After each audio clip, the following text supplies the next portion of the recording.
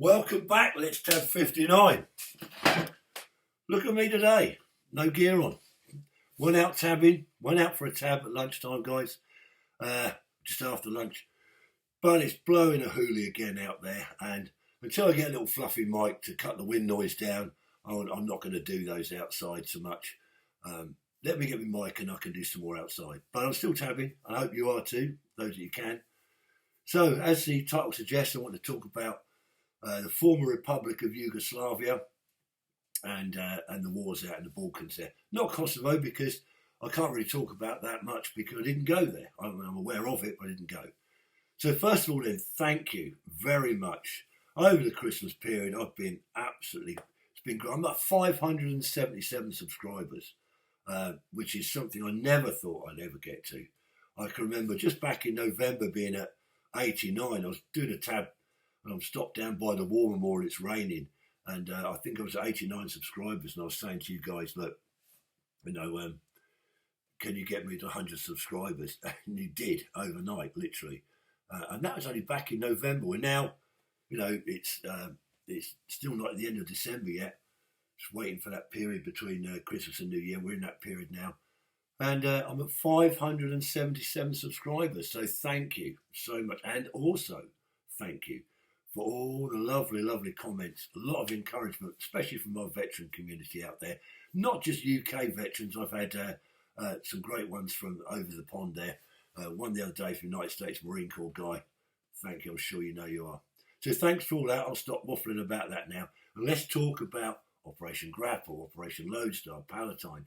So many different names for the operations that the UN and NATO later took on it out in the Balkans. And I'm talking specifically about Bosnia.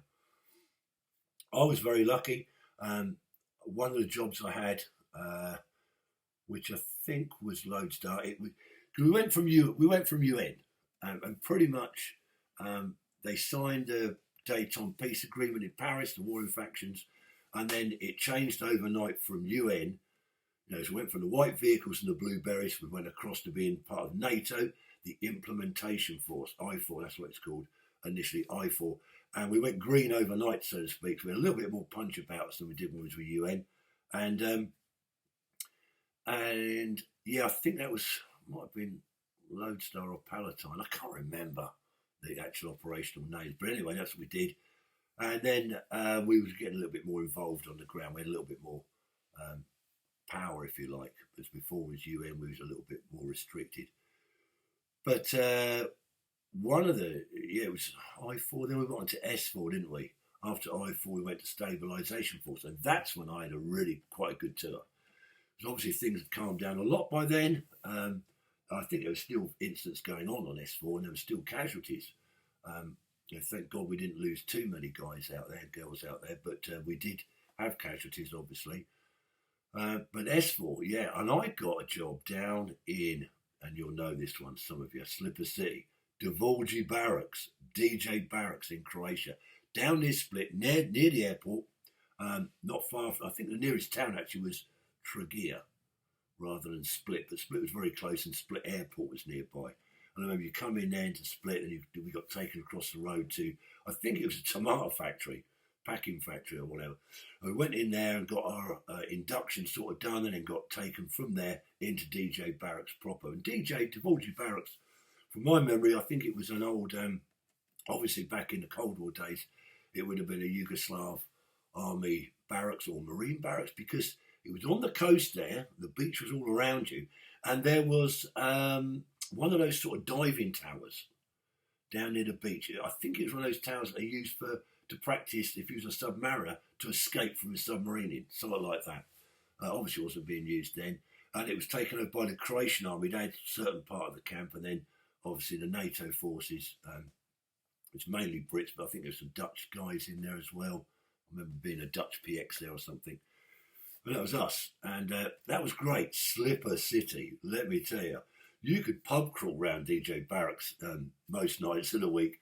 I used to be away up country in places like Dujmovača Barracks, Gorny Vakuf, not Dujmovača Barracks, that's right, Dorny Vakuf, Banja Luka, the old metal factory. I'm sure some of you have been up there, some of you vets.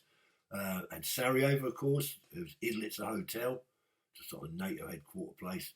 And Butmere Camp. A lot of American lads up there and German lads up there, I think.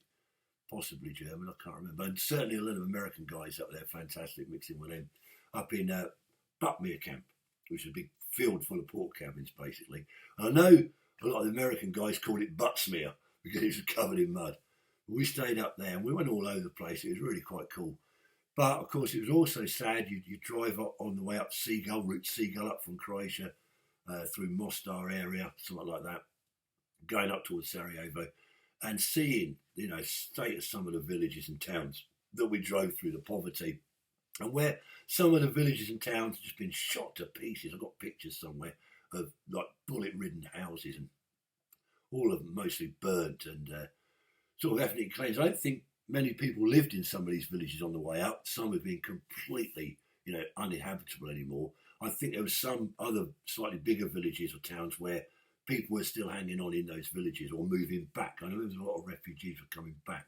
And this tour that I was talking about, the S4 one, would have been around 97, around that summer 97. I know it's summer 97. But yeah, so it was horrible in one way. Seeing all the devastation, as any war zone, anyone that you see the pictures of Ukraine and places like that, and obviously now Gaza, and it's very, very sad for the civilians. You see that, whatever the cause, war's horrible, I know. But on the other hand, in Bosnia, it was a fantastic place. In fact, I went back out there in 2005, 6. I went out there on a holiday, and I drove down. I went across on the ferry from Dover. I had a pickup truck, and I drove all the way down. Stayed off with some friends in Bavaria, in Germany. That took me about 10 or 12 hours to get there. Stayed a night with them and then drove the next day for 19 hours. We drove down through Germany, then into Austria, then into Slovenia briefly, and then into northern Croatia, and then come down all the way and into Split on the Adriatic coast. Beautiful country, Croatia. I'm sure some of you might have been there since the war, or Dubrovnik, Makarska, all down there. But yeah, very, very sad that the country was smashed to pieces like that. But I'm sure it's all been pretty much rebuilt now, and hopefully, won't see that sort of thing again in that area. I know after Bosnia, then we had obviously the Kosovo conflict go on. As I say, I wasn't in the Kosovo conflict. But if any of you have got any memories of Dujmovača Barracks, DJ Barracks, I remember some of the bars in there, the support helicopter force, you guys, any of you RF guys down there, you had a big hangar and you had a bar in there, and the CES shows used to be held in there, the entertain the troop shows used to be held in there. And there was another bar on the beach there in DJ Barracks, Cocktails. I think it's called Cocktails Bar. Sort of like a tiki bar thing. There was an Australian guy running the bar, Civi guy. There was various other bars. I think the transit side of the camp, where troops transiting through, stop there before they go up country to relieve another unit or whatever, or coming back. They would stop the night after landing in Split Airport and then go up, and vice versa when they're coming back. Or if they were coming back for an R&R. And I think there was an adventure training package launched from there. I didn't go on it, but out on the Brack Islands, is it Bratch? Something like that. They had some water sports going on over there. I know the guys and girls would come down from up country, stay the night in DJ Barracks or whatever, and go across to that. And that transitee camp had a bar, and I think that was called Lund Polly's. I think it was called Lund Polly's Bar. But yeah, I think there was, as well, I know there was I don't think there was a 2-can rule. I don't think they had a 2-can rule in DJ Barracks. Not when I was there anyway. Or if they did, I avoided it. This call sign avoided it somehow. But yeah. So it's a bittersweet tour in a way, going out to Bosnia. I'm sure some of you have got some terrific stories of horrific stuff you might have seen out there. But I just wondered if anyone had an interesting story or comment they wanted to make about the former Republic of Yugoslavia and the Bosnian conflict, and the peacekeeping, and then the implementation force for NATO, and then later the stabilisation force. So I had a bit of flavour of all of those, but I'm sure you guys have got some better memories than my old memories that are starting to fade. Anyway, it's just before New Year, guys. So we'll do some more stuff in the new year. Until then, I hope you have a great new year. Have a great time on New Year's Eve. Those who've got any parties planned, etc. I'm going down to Village Hall, tabbing down, of course. I'm not going to drive. I'm going to tab. Don't drink and drive. I'm going to tab down and tab back. So will the trace around. And that's what we'll see. So until then, everybody, please take care. Thank you for your support. Please try and support me. Try and subscribe if you can. Until the next time, troops, which will be in 2024 now. I'll see you in 2024. Until then, let's tab.